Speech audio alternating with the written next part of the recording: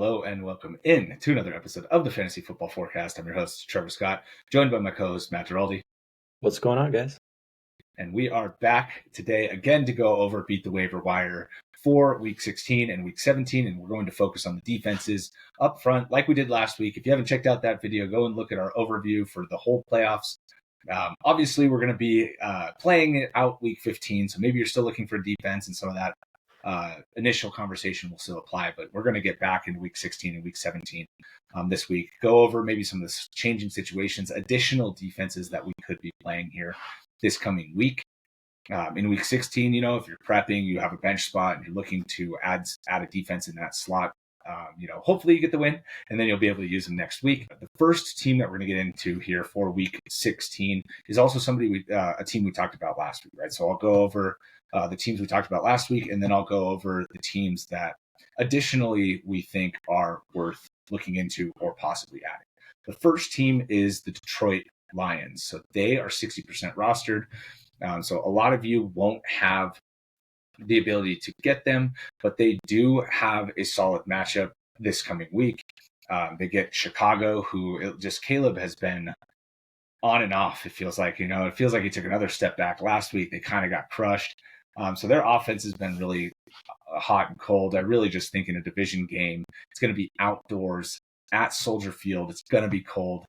I think that there might not be very much offense on that side of the ball. Now, Detroit usually plays well no matter what, right? They usually score no matter what. It might be a lot of running in that game.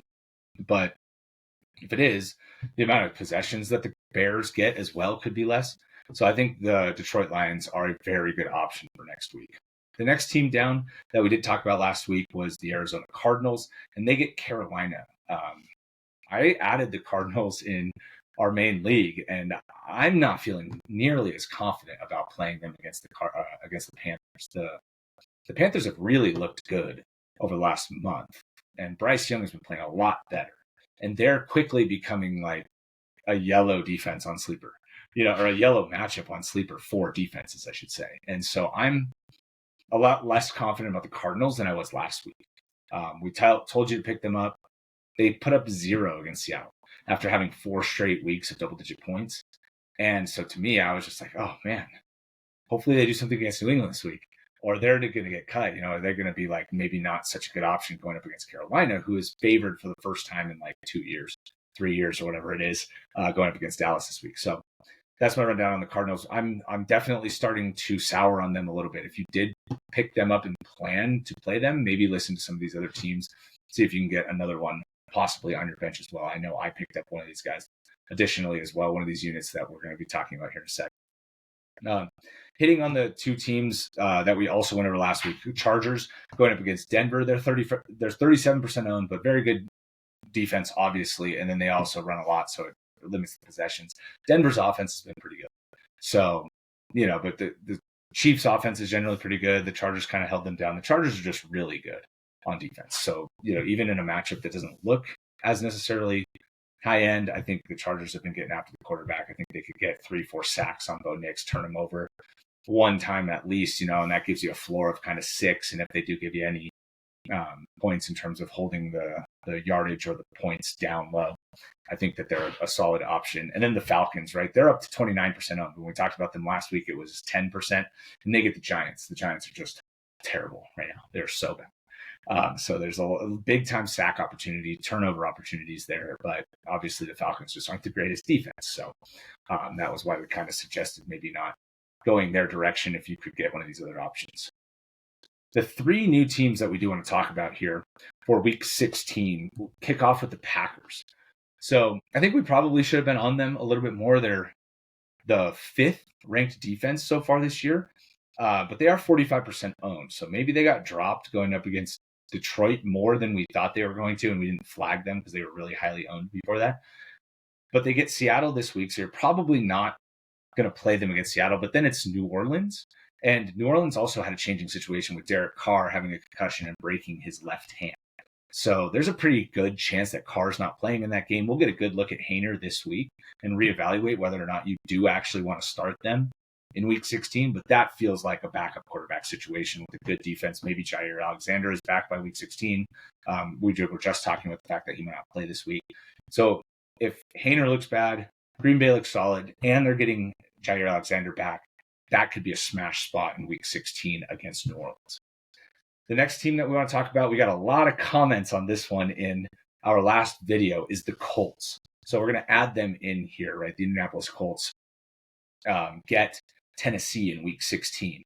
And I think it kind of got stacked on in week 14, we got to see how bad Tennessee looked against Jacksonville's defense, who we've kind of crapped on a lot. So the fact that they looked bad against that defense, the Colts have this great matchup possibly here against Tennessee. So, and also we're going to get a look at them against Denver, who's a pretty good offense. So if they are able to hold Denver down pretty good in week 15 or put up a decent total, they get like 5-6 points in that matchup, that will just add additional confidence to the Tennessee game. The other thing about the Colts is their last 5 games, sack numbers has been 4, 2, 3, 3, and 4. They've had a pretty solid floor in terms of sacks. So, again, Levis hangs on the ball, looking to throw it deep. They could have a big time opportunity to rack up 4 or 5 sacks in that matchup. The last team that we want to bring up here, and I hate recommending the Raiders. Okay. This is only in the deepest leagues, only where you're kind of the last one to the punch in terms of preparation. The Raiders do get Jacksonville in week 16. So they get Atlanta this week. That we got questions about the Raiders against Atlanta too in this first week matchup, just because Cousins has been so bad at taking care of the ball. And our recommendation was it's probably going to be a situation where Cousins gets right against the Raiders because they're not good. But the Raiders did just score 10 points against Tampa Bay. They held Mike Evans in check relatively well. And so maybe we see a good performance against Atlanta. And then Jacksonville, they're working on a backup quarterback with Mac Jones. And, so we could see more sacks too coming out of that matchup as well. Their last 2 games against Kansas City and Tampa Bay, they have 5 and 4 sacks. So they're getting after the quarterback in a way that we have not seen prior to this throughout the season. And so I do think, maybe on the Raiders, right? If you're in a deep league, they're only 4% owned. They're literally the 31st ranked defense so far this year. They have not scored points. Do not look at the rest of their scores because you'll be disappointed and be like, dude, how are you possibly recommending that? But I think I just set up the options basically for or the situation in which the Raiders could be good there. So I would be looking personally to add the Packers. If the Packers are available in your league, they have a potentially really good matchup against the Saints and a backup quarterback. That would be the one I would be trying to attack. And then the Colts, I think with Tennessee, I think that could be a solid option too. Those are the 2 new ones. With obviously, I think the Lions are probably the best option of the group for week 16. Moving over to week 17, the first team we want to recommend is the Chargers. So we talked about them last week. They're still 37% owned. They go on the road against New England. So Drake May, he's had 4 sacks in each of the last 2 games.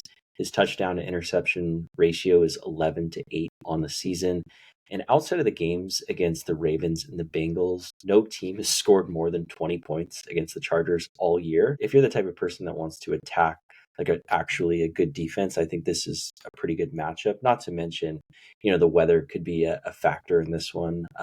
This time of year. And I will say too, with Drake May, as good as he's been, a lot of his production has come on the ground as well. So that doesn't really matter when you're, facing them as a defense, because who cares if he puts up 40 rush yards. So the Chargers are the first team. The next team I want to move over to is a new addition this week. So it's the Seattle Seahawks. They're 29% owned. They go on the road against Chicago. And the last 4 weeks, the Seahawks defense has put up 8 points against the Niners, 20 points against the Cardinals, 17 points against the Jets, 7 points against the Cardinals again. And Caleb Williams has been sacked 56 times this year. That's 4.6 per game. And Crazy. That's including 7 and 5 his last 2 weeks. Seattle's defense is starting to come together a little bit more. We know it's a defensive-minded head coach. Weather could be a factor in this game as well. So that's actually a team that I'm going to be targeting quite a bit in my leagues. The next team to jump over, again, is the Tennessee Titans. They get Jacksonville. So these teams faced off in week 14. Titans put up 11 fantasy points against them. They only sacked Mac Jones 1 time in that game, so there is room for improvement there. Safety blanket Evan Ingram is out for the season. Star cornerback L'Jarius Sneed will be eligible to return from IR, so that could be a big boost, especially when it comes to containing, Brian Thomas Jr. It's still iffy whether or not he's going to play again this year. The coach was kind of wishy-washy on that, but do keep an eye on that. The last team, the Colts, again, they're going on the road against the Giants. They're facing Tommy DeVito. And, last year, as fun as that DeVito stretch run was, he only had one game over 200 passing yards. And like I mentioned with, Drake May, like who cares if DeVito rushes for 45 yards? That one game he started this year against the Bucks, it was no different. He was sacked 4 times, rushed a little bit, put up under 200 yards. So I think they're a smash spot for Week 17. Yeah, and I think looking at the list, right, there's two teams that show up on both of these, right? It's the Colts and it's the Chargers. So if you're looking for a defense that you want to have like a baseline, right? Maybe you add a second or a third defense to your roster that ends up being better. But if you want to add a baseline team that can probably cover you for both weeks, or you have a solid option for both weeks and then you figure it out, right? And you're adding them now before week 15 kicks off, I think getting one of those two defenses, the Chargers or the Colts, is probably a good idea. And then if you end up cutting them, you end up cutting them. But at least you have something that you feel confident in, or you have some sort of floor at the defense spot before you go into your week 16 prep and then follow it with the week 17 prep. The other team I wanted to mention for week 17, and they're probably not available. Okay, they're 82% rostered. This is not somebody that's widely available, but the Philadelphia Eagles. They get Dallas in week 17. The last time they played them, they got 21 points. There's no reason that the Eagles should be 100% rostered, in my opinion. They should be owned everywhere. Go and check your leagues for the Eagles and get them on your bench, because if you do make it to the title game, they're going to be the number one ranked defense that week. And they're available in 18% of leagues. So if you're watching this, go check to see if your league happens to be one. All right, so now we're going to move off of defenses here. We're going to go to running backs and a couple receiver options. There's been some injury situations or some question marks. So we wanted to just address them quickly. The first one is Zach Charbonnet. So obviously Ken Walker was out last week and Charbonnet went off 34.8 half PPR points. Just a monster performance, 134 2 scores, 7 catches, 60 yards. Like, it was an unbelievable performance. That's better than anything we've seen from Ken Walker this year.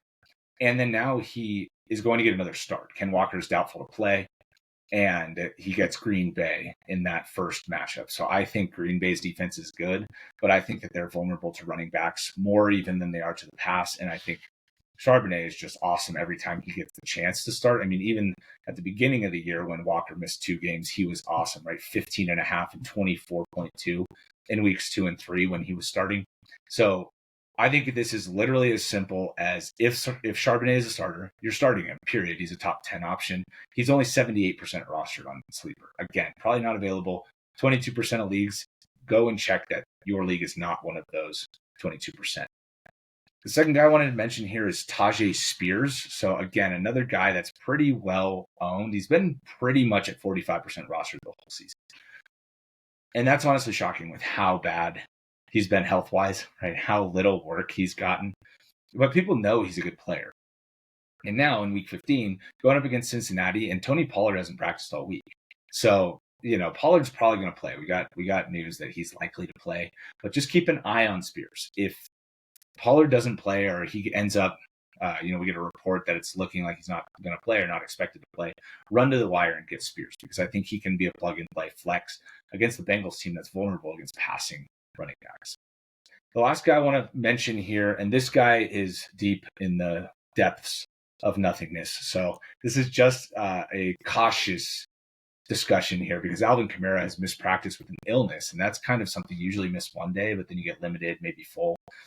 He missed 2 practices, Wednesday and Thursday, with this illness, and then I think he got in limited work today. But maybe, right? There's a maybe situation here where Kamara is under the weather. Maybe we get news that he's really still sick or something. I don't know, right? Miller played last week after coming back from IR again for the second time this year, and he had 10 carries. He scored a touchdown.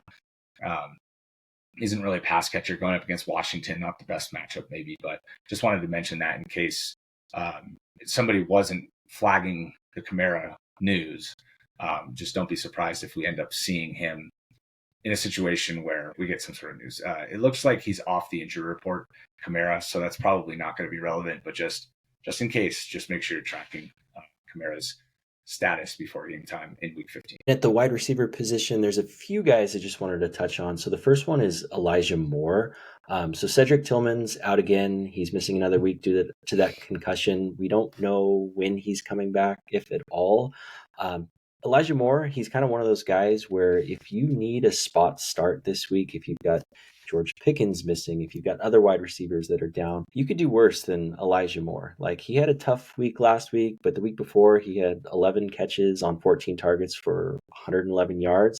And I think more importantly with Elijah Moore is David Njoku over the last 2 weeks has racked up 30 targets since Tillman has been out. And Njoku's dealing with the hamstring issue. So on Thursday, it was like, he's probably not going to play. And then Friday, we're getting reports that he wants to play and they think he's going to play. So there's no guarantee that he plays this week. And, if he does end up missing and you're in a pinch, like, Jameis is going to throw the ball 40 plus times and they're not all going to go to Judy. And then looking forward, like, as a beat the wire guy, like, if Tillman and Njoku are out week 16, Elijah Moore is going to go up against the Bengals that week. So you could be looking at a smash spot if that is to happen.